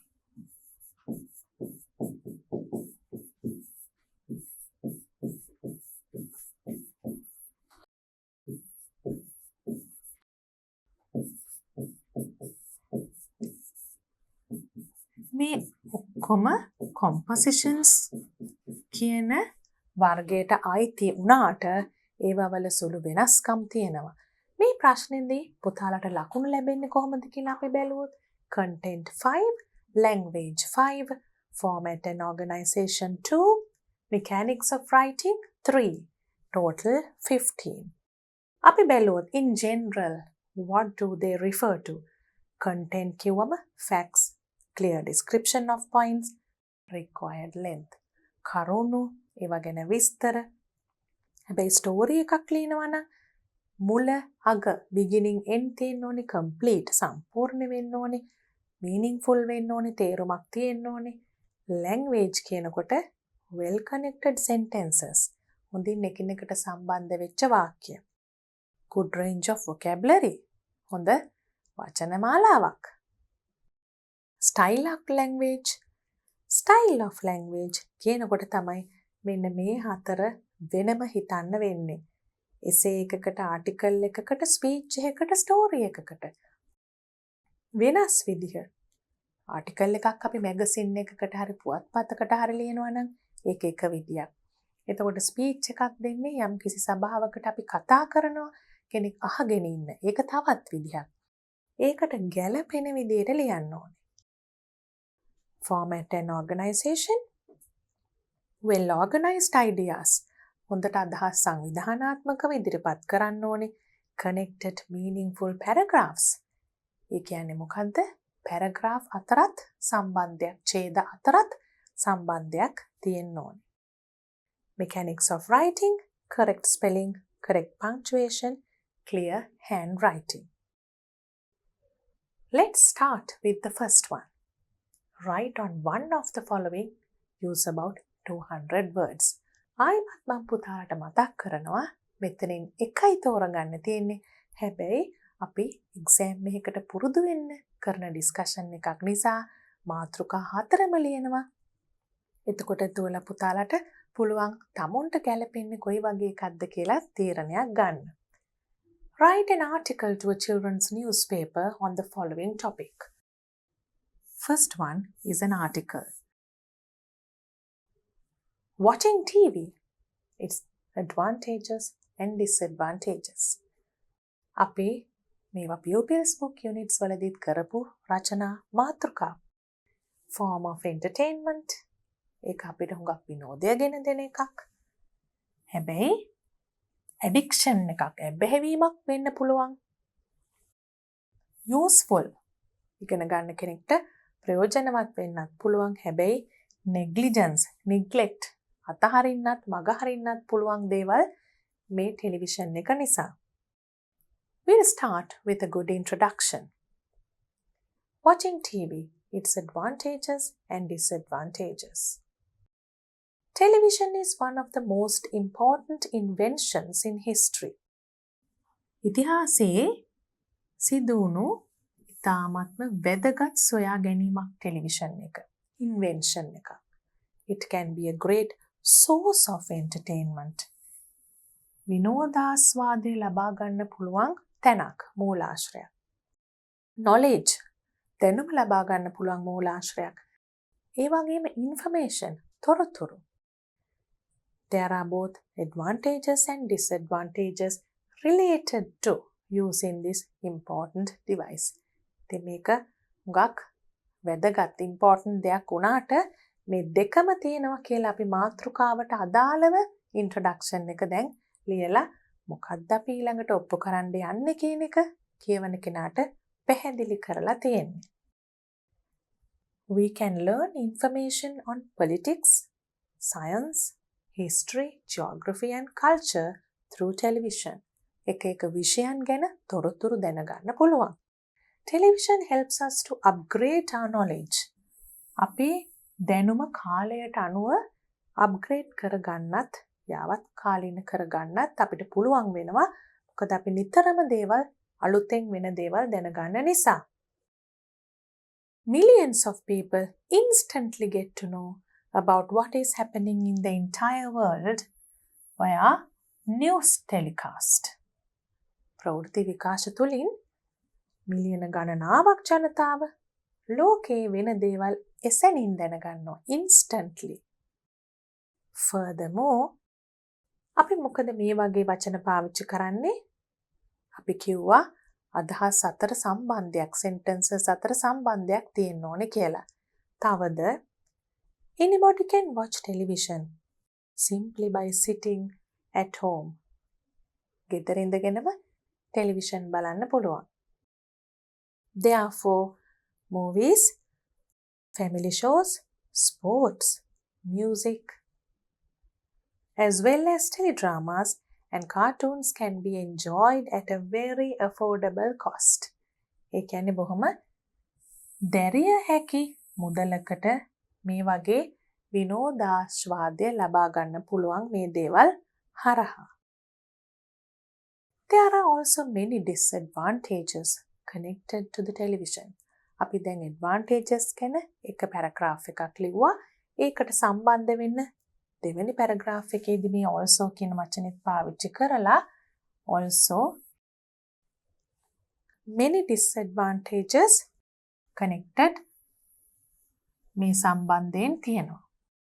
Children sometimes watch scary movies. බය හිතෙන චිත්‍රපටි බලනවා. Which affect their මොනවටද බලපාන්නේ? මානසික තත්වයට. Mental condition. Moreover, තවද when they sit very close to the TV for a long time, their eyesight will get affected. ඇස්පෙනීමත් බලපාන්න පුළුවන් ඇස්පෙනීම දුර්වල වෙන්න. The students do not pay enough attention. Students ලා අවධානය යොමු කරන්නේ ඇති තරම් to their studies when they excessively watch TV. Excessively කියන්නේ පමණට වඩා. Even adults may waste time and become lazy by watching TV if they get addicted. ඇබ්බැහිවීමක් වුණොත් කාලය අපතේ හැරීමක් තමයි waste කියන එකෙන් අදහස් වෙන්නේ. වැඩිහිටියෝ වුණත් ළමයි පමණක් නෙවෙයි. When violence and crime are depicted on television, they cause negative effects on people. Violence කියන්නේ ප්‍රචණ්ඩත්වය. එතකොට මේ ප්‍රචණ්ඩත්වයේ වගේම අපරාධ පෙන්නකොට මිනිස්සු ඒවා බලනකොට ඒවා වලින් බොහොම ඍණාත්මක ප්‍රතිඵල ඇති වෙන්න පුළුවන්. දැන් අපි advantages එකක disadvantages තව එකක paragraph දෙකක් යොදාගෙන කියුවා. Conclusion. Overall, සමස්තයක් ලෙස television is something very important to the world. සමස්තයක් ලෙස මේක ඉතාම වැදගත් දෙයක් ලෝකයට. It becomes harmful only if we use it unwisely. අපි මේ දේ කල්පනා කරන්නේ නැතුව නුවණ පාවිච්චි කරන්නේ නැතුව කරොත් තමයි mistake. අපි මේක ඉතාමත්ම මෝඩ විදිහට unwisely කිසිම කල්පනාවක් නැතුව මේකෙන් වෙන්න පුළුවන් ඍණාත්මක ප්‍රතිඵල ගැන පාවිච්චි කරොත් තමයි මේක harmful effect එකක්. අපිට හානිදායී ප්‍රතිඵලයක් ඇති කරන්නේ. Therefore, we should pay attention to use the television only to gain advantages. ඒ නිසා අපි අවධානය යොමු කරන්න ඕනේ. Pay attention to use the television. Television එක පාවිච්චි කරන්න වාසි ලබා ගැනීමට පමණයි. ඒ විදිහට අපේ වචන 200ක් පමණ ලියන මේ රචනාව මේ වගේ අවශ්‍යම කරුණු ලියලා කෙටියෙන් ඉවර කරන්න පුළුවන්. B. Imagine you have been appointed as the head prefect of your school.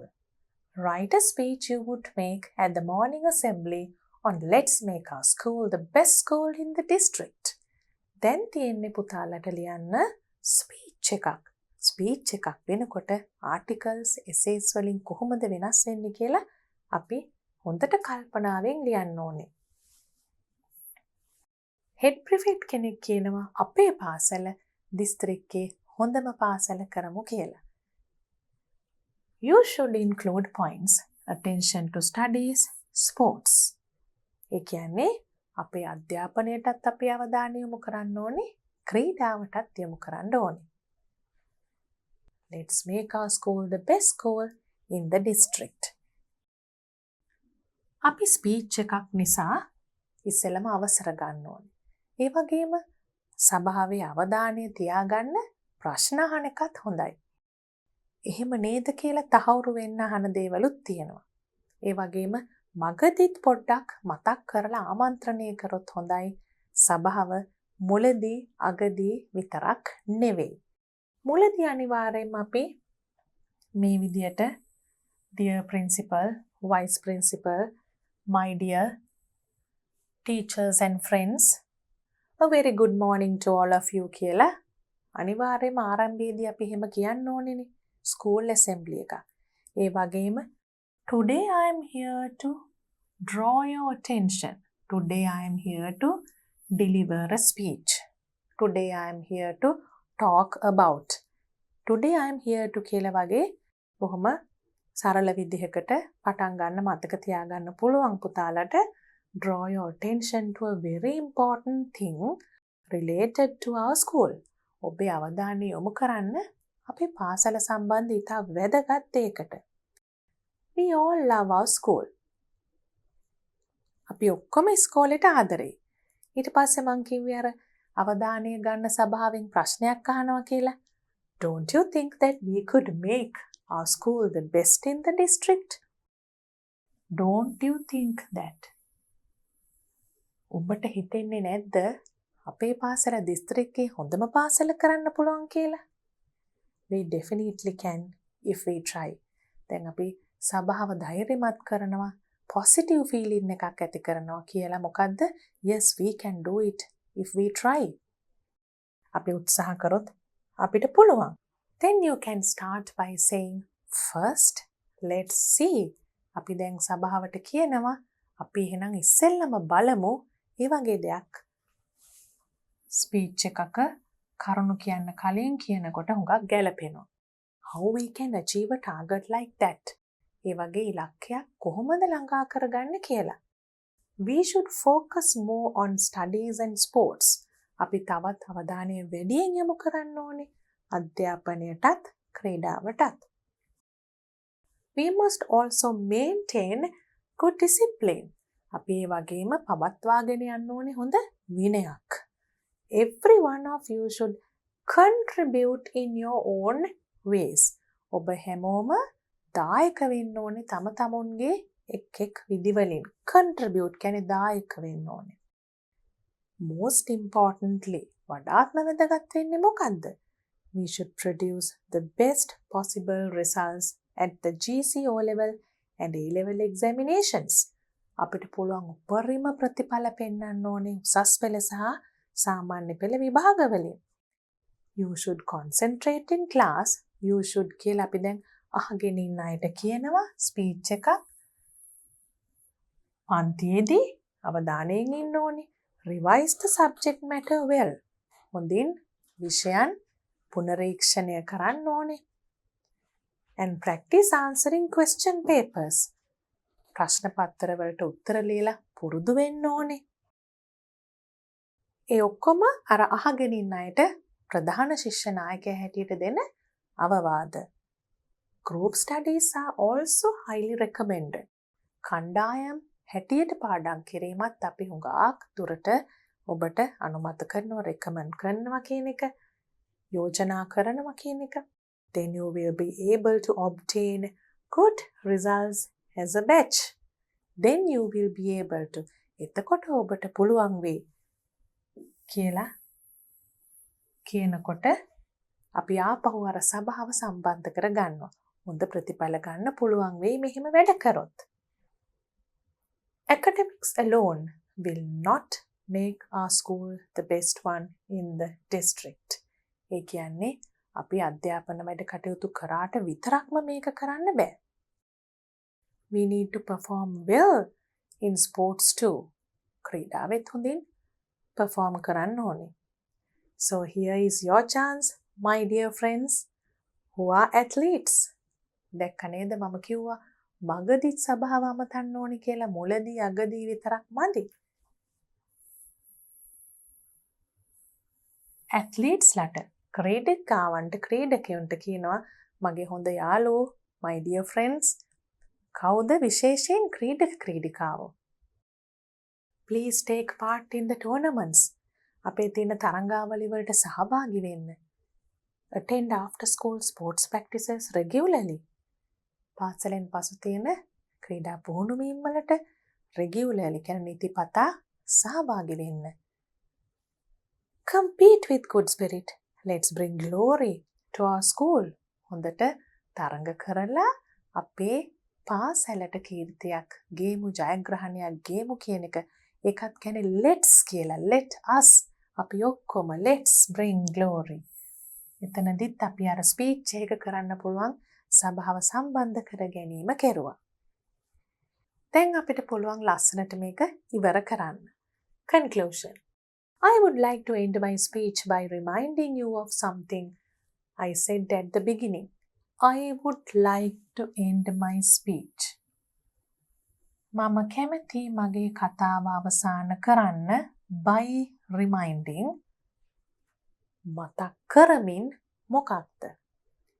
මම කියපු දෙයක් මුලදී beginning. If all of us contribute enough. අපි හැම දෙනාම දායකත්වයක් දරොත් ඇති තරම් enough. We can make our school the best in the district. අපිට පුළුවන් අපේ පාසල දිස්ත්‍රික්කයේ හොඳම පාසල කරන්න. අන්න ඒ පණිවිඩය, ධෛර්යය අපේ යාළුවන්ට අපි දෙනවා කියන අදහසින් තමයි මේ ස්පීච් එක ලියන්නේ. ඒක අන්තිමට දීලා තමයි ඉවර කරන්නේ. ඊට පස්සේ thank you. නිකම්ම thank you කියන්නත් පුළුවන්. Thank you for listening. Thank you for your attention. Thank you for giving me this opportunity to speak. ඒ වගේ දේවල් කියලා ඉවර කරන්න පුළුවන්. And that was a speech.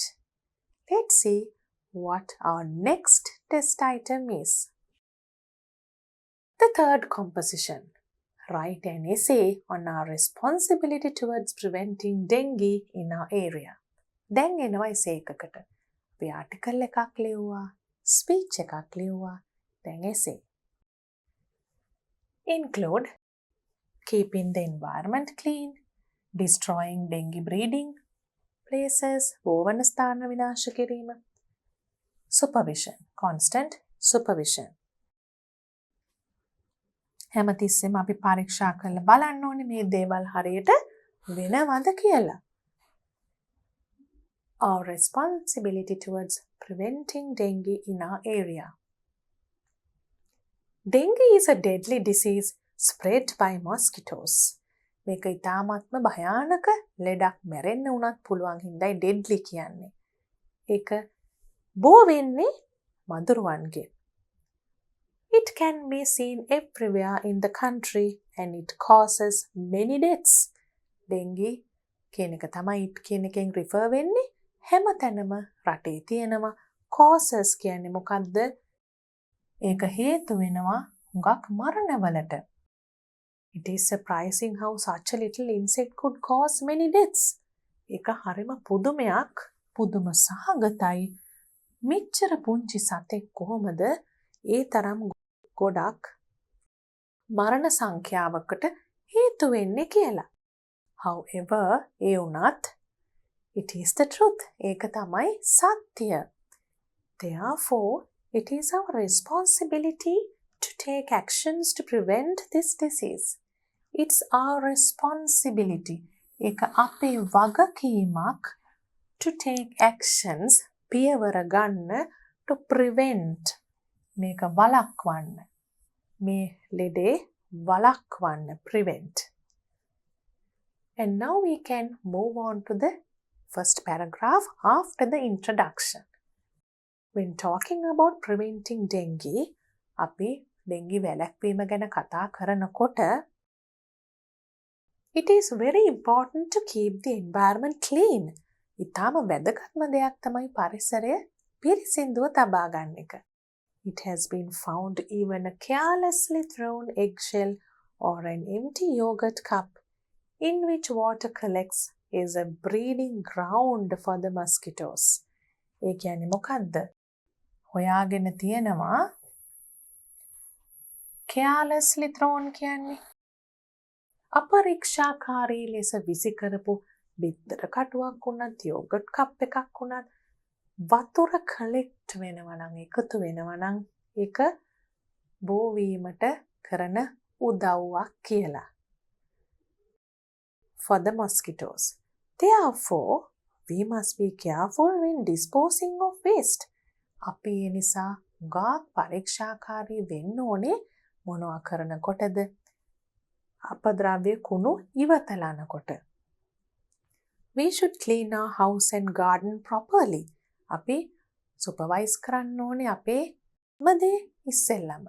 එළියේ දේ වෙන්න කලින් අපේ garden එක අපේ දේවල් හොඳින් පිරිසිදු කරගෙන ඉන්න ඕනේ කියන එක. Moreover, තවද කියලා අපි ඊළඟ paragraph එක ඉස්සෙල්ල paragraph එකට සම්බන්ධ කරනවා. Well connected paragraphs. අපිට ලකුණු ලැබෙන හැටි මතකයිනේ format and organization එකට. We must pay much attention to the places where water collects and stagnates, such as drains, ponds, pits and dilapidated wells. ඒ කියන්නේ වතුර කලෙක්ට් වෙන ලොකු තැන් තියෙනවනේ ස්ටැග්නේට් වෙලා එකම විදිහට එකම තැනට වෙලා තියෙන ඒවා මොන වගේවද?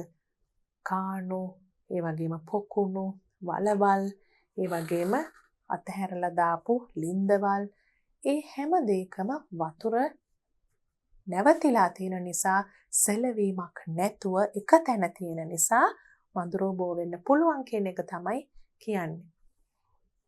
We also must avoid අපි වලකින්න ඕනේ මොකෙන්ද? Throwing coconut shells, tins, plastic bottles, polythene wrappers and bags everywhere in the garden. මේ වගේ දේවල් හැම තැනම විසි කරන එක නතර කරන්න ඕනේ. Refrigerators must be cleaned regularly. අපි දන්නවා ශීතකරණ පිටුපසත් යටත් එක එක වතුර එකතු වෙන තැන් තියෙනවා. ඒවත් නිතිපතා පිරිසිදු කරන්න ඕනේ. Regularly කියන්නේ නිතිපතා. It is very essential. තාමත්ම අත්‍යවශ්‍යයි කියන එක to check the vases and flower pots. අපි සුපර්වයිස් කරන්න ඕනේ කියලා කිව්වේ. check කරන්න ඕනේ. vase, මල් පෝච්චි වගේ, මල් බඳුන් වගේ දේවලුත් හැමතිස්සෙම බලන්න ඕනේ. වතුර එකතු වෙලාද කියලා. දැන් මේ සාමාන්‍ය කරුණු වලින් පස්සේ අපිට පුළුවන් ලියන්න as precautions the government has introduced many measures. ඒ කියන්නේ රජයක් වශයෙන්ුත් මේකට ගොඩක් දේවල් හඳුන්වලා දීලා තියෙනවා කියන එක. Precautions. යමක් වෙන්න කලින් ප්‍රවේශම් වීමට ගන්න පුළුවන් පියවර. The Ministry of Health conducts programs to make the people aware of.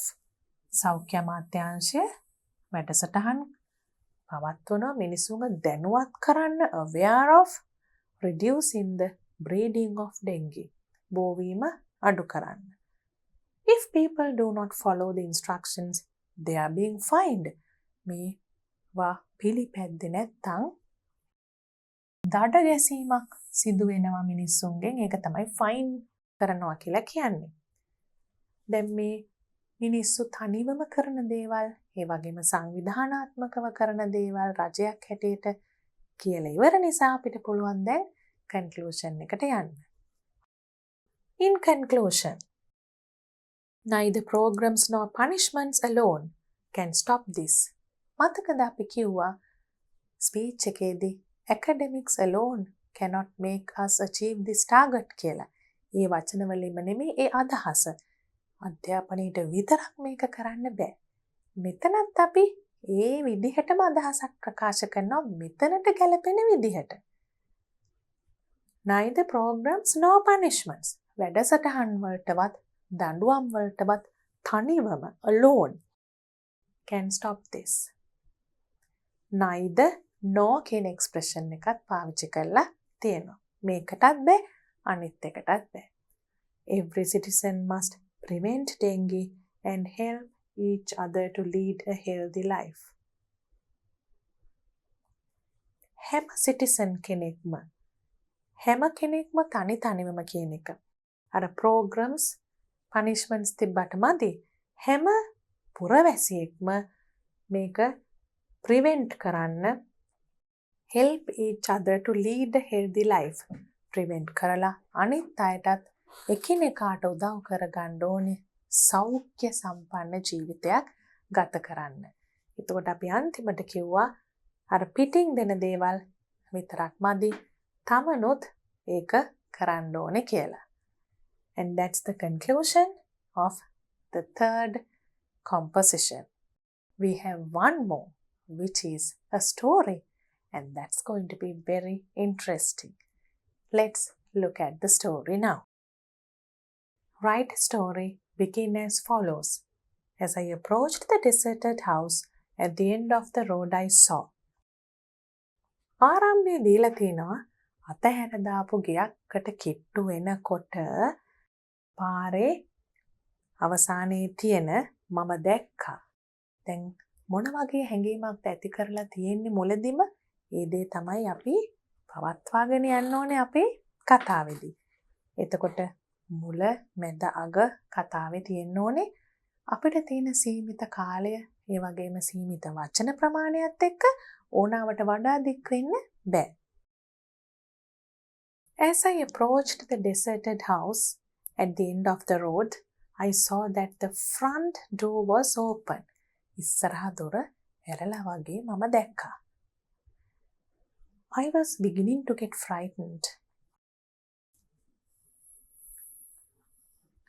මම බය වෙන්න පටන් ගත්තා. At the same time, ඒ එක්කම I was impatient to know why it was open. බයත් හිතුණා, නොඉවසිලිමත්කමකුත් දැනුණා. දැන් අපි කතාවක් කියනකොට යම් ගලා යෑමක් තියෙන්න ඕනේ. දැනුණ හැඟීම් තියෙන්න ඕනේ. I remembered well that the old woman who lived in that house alone left the house to live with a relative.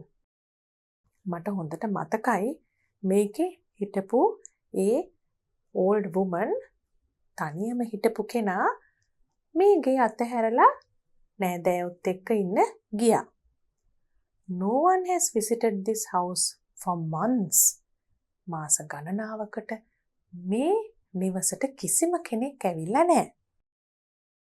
The unswept garden was covered with dried leaves.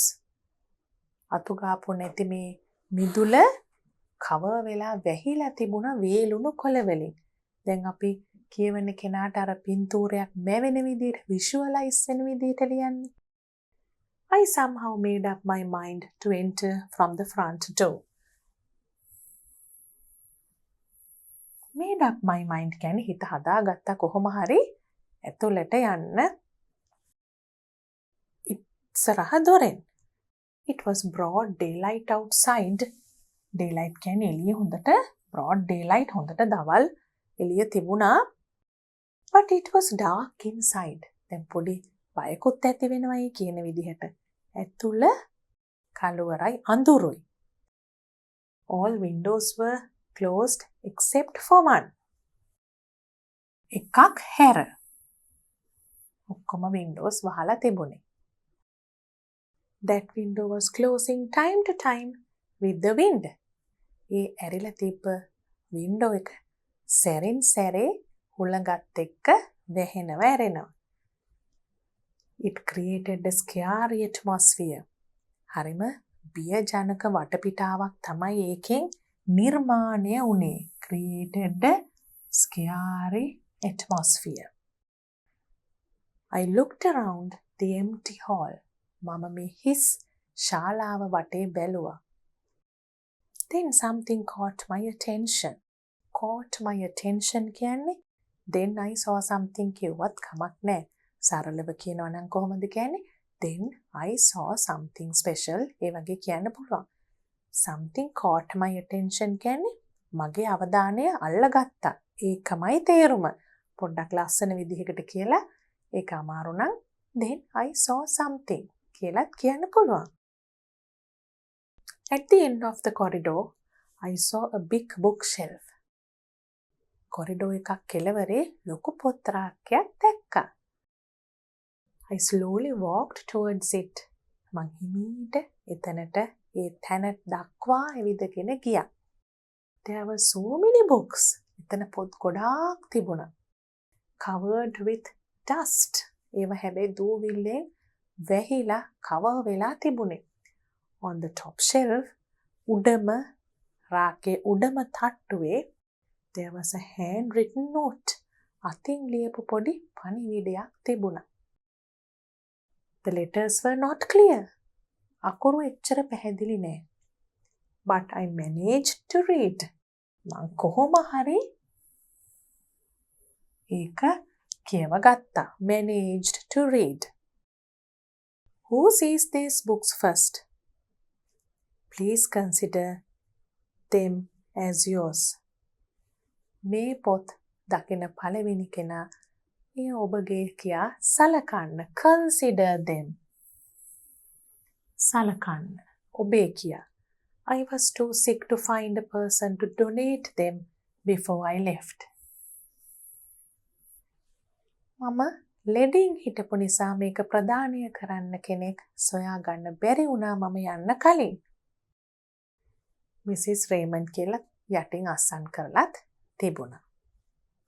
Now it's the conclusion. I couldn't believe my eyes. මට මගේ ඇස් අදහා ගන්න බැරි වුණා. I was overjoyed to find a treasure like that. Treasure කියන්නේ නිදානයක්. මම අධික සතුටට overjoyed. අධික සතුටටපත් වුණා මේ වගේ නිදානයක් හම්බ වුණ එක ගැන. Without a moment's delay. ඒ කියන්නේ මොහොතකවත් ප්‍රමාදයක් නැතුව. quickly කියන්නත් පුළුවන්. quickly කියන අදහස තමයි මේ ටිකක් ලස්සන කරලා තියෙන්නේ අර කතාවක් නිසා. හැබැයි අමාරු නම් quickly I ran home කියලා කිව්වත් කිසිම වරදක් නැහැ. ඒක හරිම නිවැරදි වාක්‍යයක්. හැබැයි අර ස්ටෝරි එකක් ලස්සන කරන්න තමයි මේ පොඩි උත්සාහයක් දරලා තියෙන්නේ. පුළුවන් කෙනෙක් ඉන්නවා නම් ඒ විදිහට ලියන්න without a moment's delay. මොහොතකවත් ප්‍රමාදයක් නැතිව. I ran towards my home to share this news with my parents. මගේ දෙමව්පියන් සමග මේ තොරතුර බෙදා ගන්න මම ගෙදරට දුවගෙන ගියා. And that's the conclusion, the end of the story. අපි කියවනේ beginning and end කියලා දෙකක් තියෙන්න ඕනේ. complete වෙන්න ඕනේ, සම්පූර්ණ වෙන්න ඕනේ. ඒ වගේම meaningful වෙන්නත් ඕනේ. දැන් මෙතන තේරුමකුත් තියෙනවානේ. ළමයෙක්ට ලැබුණ unexpected බලාපොරොත්තු නොවුන මට්ටමේ ලොකු ත්‍යාගයක්. ඉතින් පුංචි වචන ගානකින් ඊට වඩා වැඩි දෙයක් මගදී ගොඩනගන්න බැහැ. මොකද එතකොට ඒක අවසානයේ කරා යන්න බැරි වෙනවා විභාගයේ ඇතුලේ ඒ નિયમિત කාල සීමාවේ નિયમિત වචන ප්‍රමාණය ඇතුලේ. With that story, we have come to the end of discussing the 2017 GCE Ordinary Level English paper. We discussed paper 1 and paper 2 along with how marks are being allocated to each question. එක ප්‍රශ්නයට ලකුණු කොයි ආකාරයෙන්ද ලැබෙන්නේ කියන එකත් එක්කම ඒ වගේම පරණ grammar points අපි ඉගෙන ගත්ත දේවල් pupils book එකේදී සැරින් සැරේ ටික මතක් කරමින් තමයි අපි මේ ප්‍රශ්න සාකච්ඡා කරේ. මම හිතනවා පුතාලා හුඟක් මේ activities මාත් එක්ක එකතු වෙලා කරලා හුඟක් දේවල් මතක් කරගන්න ඇති කියලා. I hope you will practice answering more and more questions like this. If you practice more, you will be able to face your exam in a very confident manner. Good luck!